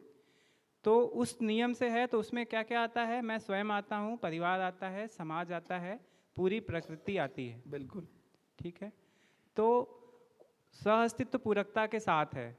तो अगर मैं उस पूरकता के साथ अपने परिवार के साथ, समाज के साथ, पूरी प्रकृति के साथ नहीं जीता हूँ तो जैसा मैं सहअस्तित्व को अनुभव ही नहीं कर सकता। अगर मैं इसके विपरीत कार्य करता हूँ तो मुझे अनुभव हो ही नहीं सकता। तो सर्वप्रथम अनुभव होने के लिए परिवार, समाज और पूरे प्रकृति के साथ पूरकता विधि से मुझे जीना पड़ेगा और इस जीने के रास्ते में ही मुझे अनुभव हो सकता है। बहुत बढ़िया। बिल्कुल ऐसे ही है, क्योंकि अपन कह रहे हैं अध्ययन के बाद जो व्यवहार अभ्यास है वो परिवार समाज और व्यवस्थागत अभ्यास करने की बात है। बिल्कुल। और कौन स्पष्ट करेगा? बहुत ही पहले वाले में कि हाँ बताइए, क्या आप कह रहे हैं कि परिवार समाज तथा व्यवस्था दत्त भेद से कर्तव्य को स्वीकारने से और इसको पालन करने पर ही मानव में विशेष प्रतिभा का उदय होता है? सुनील भाई, विशेष प्रतिभा का विकास का स्तर इससे होता है। हाँ जी। जैसे भी है, कोई वैज्ञानिक है, परमाणु बम उसने बनाया है, हाँ, लेकिन परिवार समाज और व्यवस्था दत्त भेद से कर्तव्य को स्वीकारने और इसे निष्ठा नियम और सत्यता पूर्वक पालन करने पर ही मानव में जो विशेष प्रतिभा उसमें है, वैज्ञानिक में, उसका विकास हर स्तर पर अर्थात परिवार सामाजिक और व्यवस्था के साथ सफल है। अगर वो इसके साथ में जुड़ता है हाँ, तो वो सफल है, उसकी प्रतिभा। और अगर वो परिवार समाज और व्यवस्था प्रकृति के खिलाफ जाकर के कोई काम कर रहा है, भले ही वो कितना प्रतिभावान है, भले ही उसने कितने ही मिसाइल बनाई हो, वो सारी सफलताएं, सारी प्रतिभाएं निरस्त है। बहुत बढ़िया। तो एक तो जो सेकंड पार्ट है कि हमारे में बहुत सारी प्रतिभाएं हैं लेकिन हम पारिवारिक कर्तव्यों को नहीं पालन कर पा रहे, तो उस सफलता का कोई मीनिंग ही नहीं है। माने सबसे बड़ी सफलता है परिवार में सफल होना, ही सबसे पहली सफलता है। मानव की पहली और आखिरी सफलता, पहली सफलता परिवार में सफल होना। यदि उसके पहले कितनी भी प्रतिभा हो, यदि हम परिवार में सफल नहीं हुए तो वो प्रतिभा भी माने निरस्त हो गई, माने उसका मीनिंग ही नहीं निकला कुछ। एक तो ये बात कह रहे, दूसरी बात और इंपॉर्टेंट कह रहे पहले पैराग्राफ में कि यदि मैं परिवार दत्त कर्तव्यों को स्वीकार लेता हूं कि नहीं यार मुझे परिवार में निभाना है, इस स्वीकारने मात्र से अपने में प्रतिभा का उदय होना शुरू होगा। दूसरी बात क्या कह रहे हैं कि परिवार दत्त भेद से, माने परिवार में पिता होने के नाते आपके पास कुछ कर्तव्य आ गए, बेटे होने के नाते कर्तव्य आ गए, पति होने के नाते कर्तव्य आ गए, पत्नी होने के नाते कर्तव्य आ गए, मित्र होने के नाते कर्तव्य आ गए, है ना। तो ऐसा होने मात्र से वो कर्तव्य तो आ गए आपके पास, क्योंकि आप परिवार में पाए जा रहे हो। उस कर्तव्य को स्वीकारने से और निष्ठापूर्वक पालन करने से आप में प्रतिभा का उदय होता है। संगीता बहन, आप जो बार बार आपको लगता रहता ना कि परिवार के तो मुझे निभाना ही है, ये इससे प्रतिभा का उदय होता है, ये आवश्यक है। माने हमें परिवार से विरक्ति की बात नहीं होना है। तो यदि हम परिवारगत कर्तव्यों को स्वीकारते हैं और उसमें पालन करने में निष्ठा को व्यक्त करते हैं और पालन करने का प्रयास करते हैं, इससे विशेष प्रतिभा का क्या प्रतिभा कि यार मैं परिवार के 5-6 सदस्यों में संतुलन को स्थापित करने की योग्यता से प्रतिभा से संपन्न हो गया। इसी को बाबा कह रहे हैं प्रतिभा और व्यक्तित्व में संतुलन। दी 6 सद्गुणों की बात करेंगे तो जो प्रतिभा है संबंध को निभाने की, है ना, उसकी अनुरूप व्यक्तित्व निकल के आता है। हाँ, माइक दी। परिवार, समाज और व्यवस्थागत भेद से कर्तव्य को स्वीकारने तथा इससे निष्ठा। तो परिवार, समाज और व्यवस्था को निर्वाह करना है और हम बात कर रहे हैं जागृति की।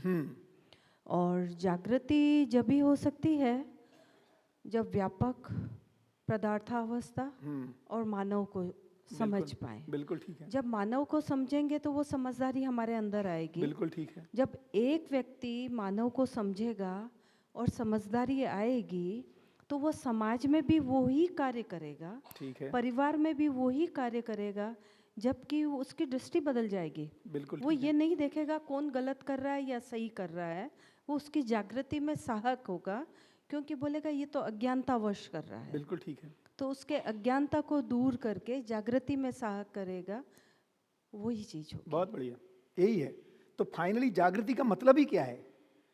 तो जागृति का मतलब है परिवार दत्त कर्तव्यों को निभाने की योग्यता, समाज दत्त कर्तव्यों को निभाने की योग्यता, व्यवस्था दत्त कर्तव्यों को निभाने की योग्यता ही फाइनली जागृति है। जागृति का फल ही यही है ना भाई। जागृत हो गया माने क्या करेगा? बाबा एक बढ़िया चीज बोलते थे कई बार कि यार समझ में नहीं आता, हमें लगता है इंजीनियर बहुत यूजफुल हो जाता है समाज के लिए, इंजीनियर यूजफुल हो जाता है समाज के लिए, एक डॉक्टर यूजफुल हो जाता है, एक सीए यूजफुल हो जाता है, एक किसान यूजफुल है समाज के लिए, उत्पादन करता है, एक प्लम्बर यूजफुल है। और ये जो जिसको माने परंपरागत समाधि की जब बात कर रहे हैं, यार ये समाधिस्थ हो जाता है, इसका कोई यूज समझ में नहीं आ रहा।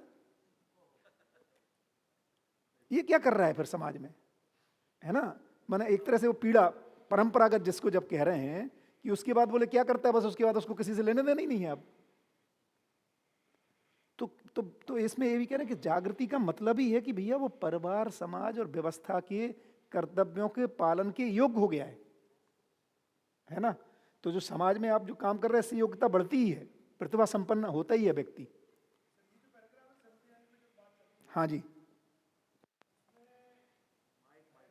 माइक दीजिए। बहुत गजब का पैराग्राफ है, मतलब पूरे जागृति का फिर मतलब क्या है, कहाँ अप्लाई कहाँ करना है उसको?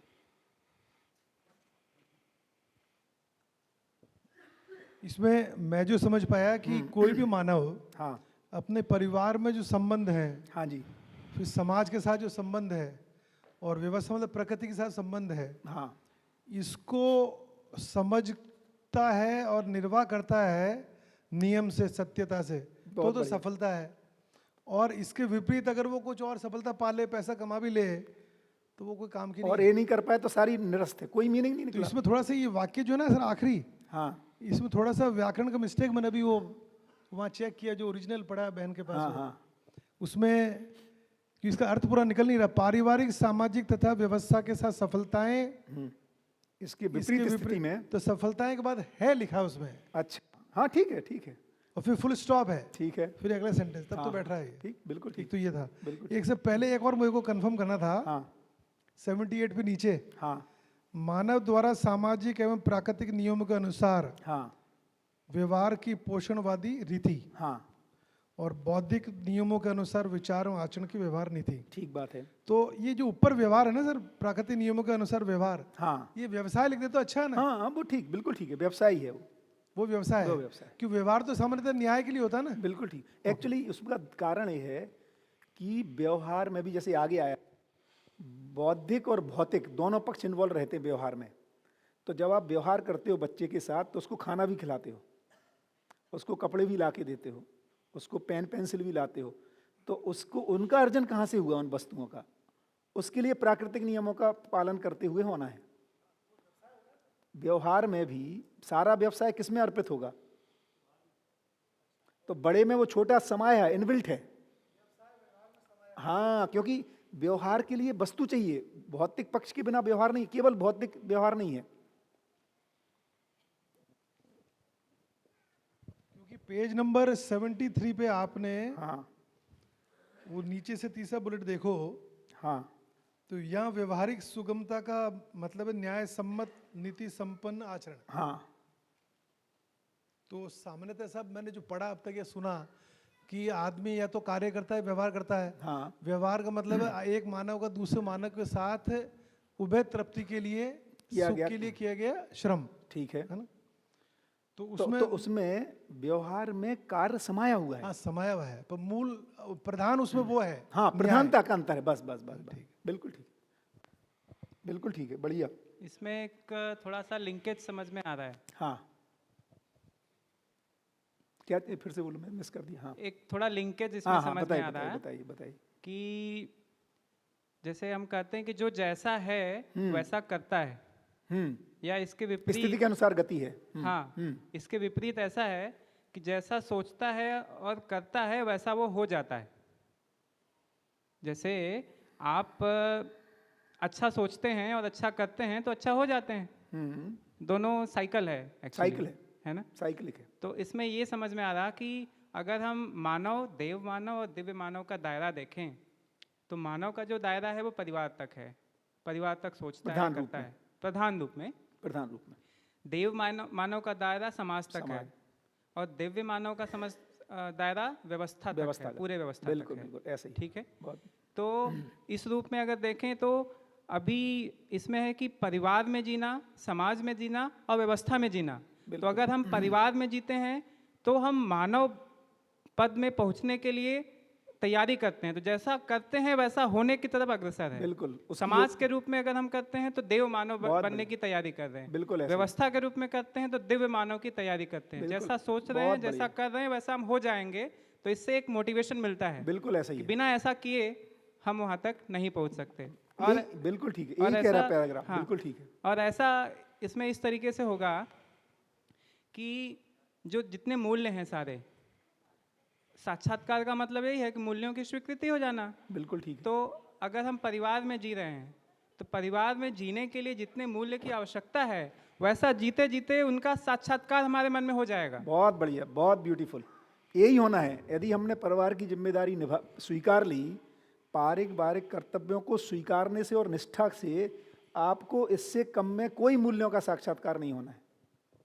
इसको स्वीकारने से ही साक्षात्कार होगा। वो बच्चे के बीच में जो अपने को ममता, भी हम जो डांट दे रहे हैं, गुस्सा हो जा रहे हैं, ये जो जैसे इसको स्वीकारेंगे वो हमें ममता का, स्नेह का, विश्वास का ये साक्षात्कार होना शुरू होगा। हाँ, एक एग्जाम्पल इसमें लें, जैसे जितने भी मूल्य हैं उसमें से ममता मूल्य को ले लें।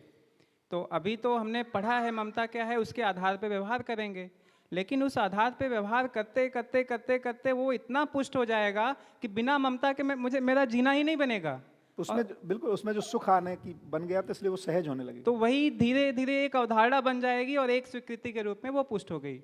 अगली मूल्य वो भी पुष्ट हो गई। फिर धीरे धीरे जैसे समाज और व्यवस्था के रूप में जाएंगे तो प्रकृति से संबंधित जितने मूल्य हैं फिर धीरे धीरे उनके साथ जीते जीते एक एक मूल्य की स्वीकृति होती जाएगी, और एक क्रम ऐसा आएगा कि सभी मूल्यों की स्वीकृति बुद्धि में हो जाएगी, साक्षात्कार हो जाएगा और धीरे धीरे अनुभव की ओर गति होगी। बिल्कुल ठीक, बढ़िया सर। हाँ, ये विशेष प्रतिभा जो शब्द प्रयोग हाँ है, हाँ हाँ हाँ उसमें एक अलग प्रकार से विचार हो रहा है। हाँ हाँ विशेष प्रतिभा मतलब वो व्यक्तित्व में किसी ऊर्जा का प्रकाशन है, और वो ऊर्जा व्यापक ही है, व्यापक का प्रकाशन है, इसीलिए वो विशेष प्रतिभा प्रकाशित हो रही है। ठीक। व्यापक से वो इकाई इसीलिए ऊर्जित है क्योंकि उसमें पात्रता विकास है। पात्रता विकास इसीलिए है क्योंकि न्याय, धर्म, सत्य, नियम, नियंत्रण, संतुलन की समझ से लिए गए विचार, व्यवहार, वाणी, वर्तन, वो जो कारण बने उससे व्यापक से ऊर्जित, उससे विशेष प्रतिभा का प्रकाशन। बढ़िया। अल्टीमेटली ये जो सही समझ है, सही समझ से किए गए निर्णय हैं, बिल्कुल, उससे ये प्रतिभा है। बहुत बढ़िया। एक तो, इसमें तो टेक अवे क्या निकला? ये लिख, मुझे लगता है बहुत इंपॉर्टेंट पैराग्राफ है, इसको लिख लेना चाहिए। इसमें टेक अवे क्या निकला? डाउट है भैया। जैसे अभी भी हमें समाज में कई ऐसे लोग दिखते हैं, डॉक्टर आईएएस या पॉलिटिशियंस, जो जागृत अवस्था में नहीं है लेकिन बड़ा ईमानदारी पूर्वक हैं और अप्रिसिएशन पा रहे हैं, तो उनकी प्रतिभा को निरस्त कैसे माना जाएगा? देखो वो एक तो एप्रिसिएशन पाना एक बात है और परिवार में सफलता दूसरी बात मतलब किसी एक अवधारणा को लेकर उनकी दृष्टि न्याय धर्म सत्य की बनी हुई है। इसको थोड़ा सा देखना पड़ेगा, अपन को जांचना पड़ेगा। देखो एप्रिसिएशन पाना माने दो चीज़ें हैं, है ना। जैसे कोई समाज में आप ये कह रहे हैं कि बहुत अच्छे से काम कर रहा है ना, ईमानदारी से काम कर रहा है, लोगों की संवेदनशीलता से काम कर रहा है, इसमें उसकी वो सफल ही है, इसमें कोई दिक्कत ही नहीं है, वो तो ठीक ही है। जो समाज में एक अच्छा काम कर रहा है वो सफल ही है, उसमें निरस्त नहीं हो रहा है, वो तो सामाजिक कर्तव्य का पालन कर रहा है ना, वो तो नहीं कर रहा है तब निरस्त है, ये कह रहे हैं। जागृति को तो प्राप्त नहीं हुआ है। हाँ तो भैया जागृति क्रम में है सारी चीज़ें ना। तो यही मैं कह रहा था कि देखो जिसको जीवन विद्या नहीं पता है, जागृति नहीं हुई है, उसके बावजूद भी बहुत सारे ऐसे लोग हैं जो चेतना के काफ़ी अच्छे स्तरों पर हैं, है ना। तो ये तो है ही है, जो बहुत अच्छा काम कर रहा है, चाहे वो समाज में कर रहा हो, पारिवारिक कर्तव्यों का निर्वाह कर रहा हो, सामाजिक कर्तव्यों का निर्वाह कर रहा है ईमानदारी से, है ना, निष्ठा से, तो वो सफल ही है। वो वही तो सूत्र कह रहा है। इसमें ऐसा है, हाँ कुटुंब में ठीक नहीं है तो निरस्त हो गए। हाँ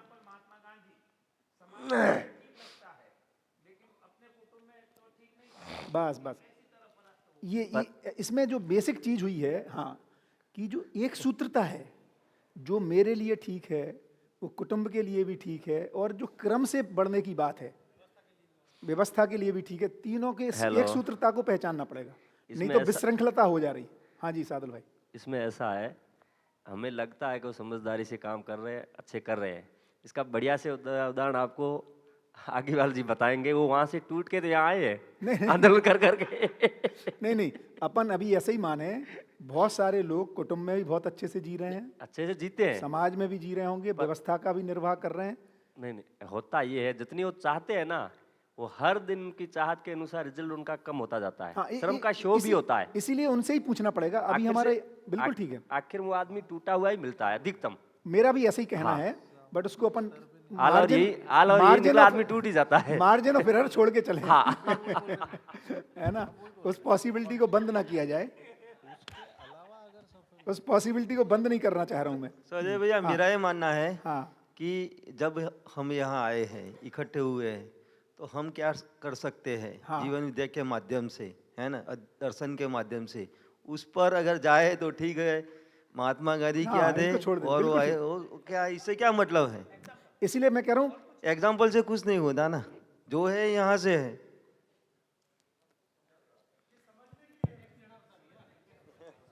नहीं ठीक है, अपने को जो टेक अवे है, अपना जो टेक अवे है इसमें कि भैया हमें परिवार के कर्तव्यों को स्वीकारना है, ये टेक अवे है मेन। नहीं, परिवार के, समाज के और व्यवस्थागत संबंधों को स्वीकारना है। हाँ, व्यवस्था का मतलब है शिक्षा कार्य में हम कुछ जिम्मेदारियां स्वीकारते हैं, शिक्षा संस्कार से रिलेटेड। जो 5 आयाम है ना व्यवस्था के, शिक्षा संस्कार, स्वास्थ्य संयम, न्याय सुरक्षा, उत्पादन कार्य और विनिमय, इनमें से जो मैं जिम्मेदारियों को स्वीकारता हूँ वो व्यवस्था दत्त है, या संस्कृति सभ्यता विधि व्यवस्था से रिलेटेड वो है व्यवस्था दत्त। जैसे जब हम काम कर रहे होंगे जागृत परंपरा में, तो कुछ ना कुछ समाजगत कर्तव्य होंगे अखंड समाज को लेके, और कुछ व्यवस्था सार्वभौम व्यवस्था दत्त कर्तव्य होंगे, और कुछ पारिवारिक कर्तव्य होंगे, उनको पालन करने की बात हो रही। बढ़िया। हाँ, माइक दीजिए।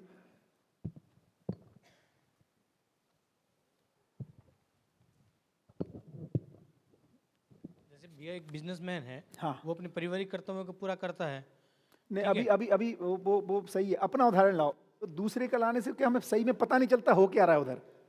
जैसे समाज का भी जो प्रीतम भाई लाए उदाहरण, इसलिए उसमें फिर एरर ऑफ मार्जिन करके ही छोड़ना पड़ेगा। बट जो सही में देखना पड़ेगा तो अपने में देखना पड़ेगा।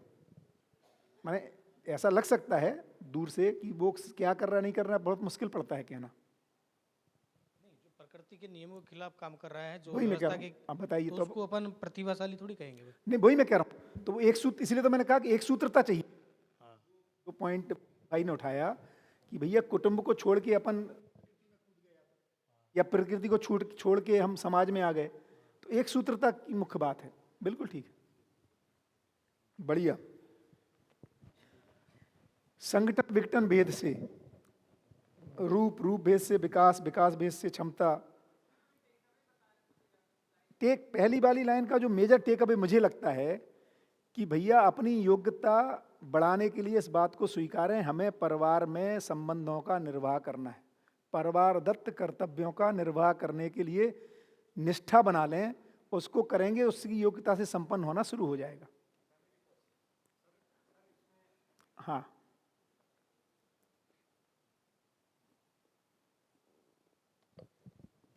सर इसमें ये कह सकते हैं कि हमें सबसे पहले जो है स्वयं पे, स्वयं के बाद परिवार पे, और परिवार से परिवार समाज, के बाद ही बस हमारी जितनी भी निपुणता दक्षता है, बहुत बढ़िया, वो परिवार से ही शुरू होती है, खुद से ही शुरू होती है। बिल्कुल ठीक कह रहे हैं। देखिए ये बहुत बड़ी बात, आपने बहुत इंपॉर्टेंट बात कही।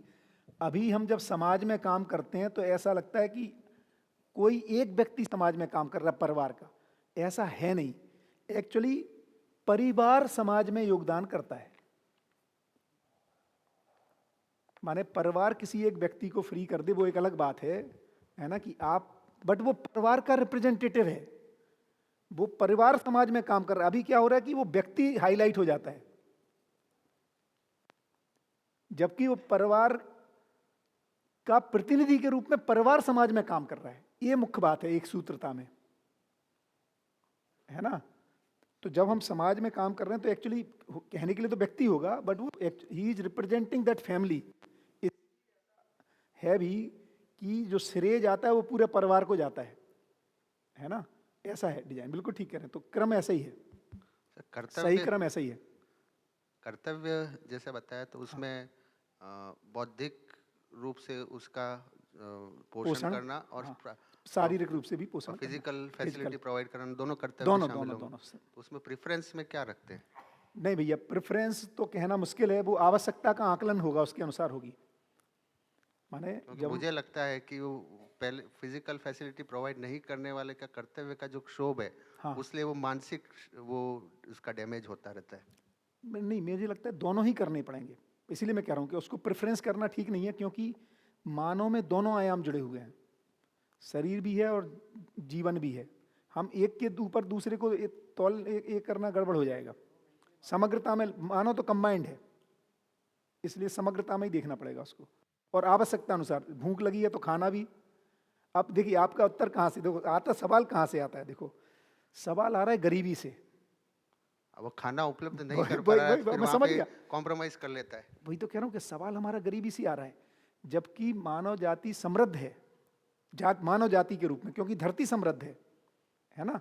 तो अभी जो तात्कालिक समस्याएं हैं उनसे अपना सवाल आ रहा है, अपने से नहीं आ रहा है, क्योंकि अपने घर में तो वो समस्या नहीं है फिलहाल, इसलिए उस पर फोकस करना पड़ेगा। यहाँ पर अपन जो वर्ग बैठा है वो वही वर्ग है जिसको रोटी की दिक्कत नहीं है, है ना। इसीलिए हाँ, जनरली जो बीपीएल फैमिलीज हैं, हाँ वही कह रहा हूँ, अभी उन पे ये प्रोपागेट भी नहीं कर पाएंगे हम। नहीं, बहुत बढ़िया। देखो इसीलिए अब वो सूत्र का पता नहीं प्रेफरेंस है, अभी वो उनको बेसिक सुविधाएं उपलब्ध नहीं हो पा रही है। सुनो तो सही, यदि इसी को देखेंगे तो वो सूत्र पता नहीं परिचय शिविर में कितना रजिस्टर हुआ। इस धरती पर जो समस्याएं हैं वो अमीरों की मानसिक गरीबी की वजह से अधिक है। इस तो पहले जो काम होगा वो सक्षम लोगों पर ही काम होगा भैया। और इस, हाँ, ये तो सिद्धांत को पकड़ना पड़ेगा अपने को कि अपन कहाँ पकड़ दे, कहाँ पहुँचना है। अखंड समाज सार्वभौम व्यवस्था में पहुँचना है, हम यहाँ खड़े हैं, इसमें किस पर काम होगा, कौन पहुँचेगा, उस प्रक्रिया को पहचानना पड़ेगा अपने को। बिल्कुल ठीक है, बहुत बढ़िया, गुड।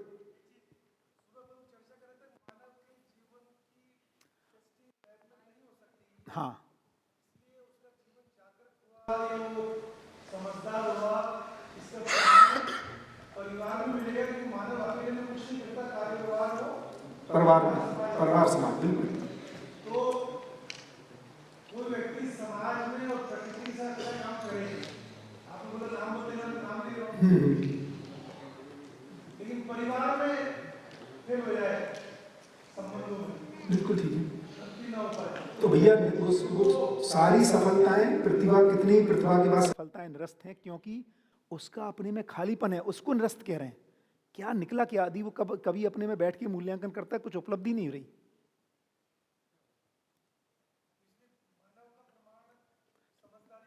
सबसे पहले स्वयं में, और यदि स्वयं में आएगा तो वो इसी बदी से गति करेगा, वो जंप गति करेगा ही नहीं, जंप करके गति नहीं करेगा। वो जो समझदार होगा उसकी गति इसी प्रोसेस में होगी, और तो दूसरा प्रोसेस आएगा ही नहीं, सीक्वेंस में ही होगी उसकी गति। प्रधानता कम ज्यादा होगी है। शादी यार, शादी नहीं करो, मम्मी पापा रहते हैं कि नहीं उसके, ये देखो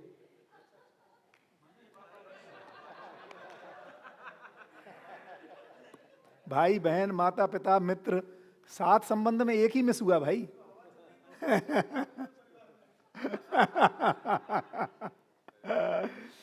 तो भैया देखो, दूसरी चीज भी है, सक्षम लोगों से ही उम्मीद भी है। जैसे माता पिता भी उसी बेटे से ज्यादा अपेक्षा करते हैं जो सक्षम रहता है ना। तो इस मानव जाति को भी हम सबसे ही उम्मीद है भैया। हम कुछ करेंगे, बीपीएल वालों से अपेक्षा करें, है ना। क्या बात है हमारा, हम वो भी है ना, तो अपने को कुछ करना होगा। और हम सक्षम, यही हमारा प्रमाण भी होगा यार अपनी सक्षमता का। वो हमारी बात हो रही थी सुबह दशरथ भाई से, समर्थता का यही प्रमाण है दूसरों को समर्थ बना देना, है ना। अपने समर्थ होने का और क्या प्रमाण देंगे, है ना। तो समर्थ लोगों से अपेक्षा है। बढ़िया, हाँ जी, ऐसे ही लग रहा है अब तो। भाई बाबा कहते हैं नामकरण इसी अर्थ में रखते हैं कि वो सफल हो जाए नाम। बच्चों का भी नामकरण का तरीका यही है कि ऐसा नाम रखा जाए जिसका मीनिंग हो, जिसको पा करके वो सफल धन्य महसूस करे। तो ये तो नाम तो पहले से ही, हाँ, सार्थक नाम रखने की यही प्रथा भी है, नामकरण संस्कार की। बढ़िया, हाँ जी,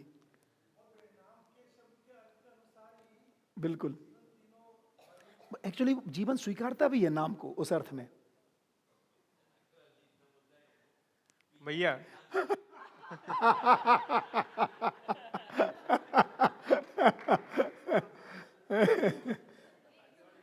माइक दीजिए।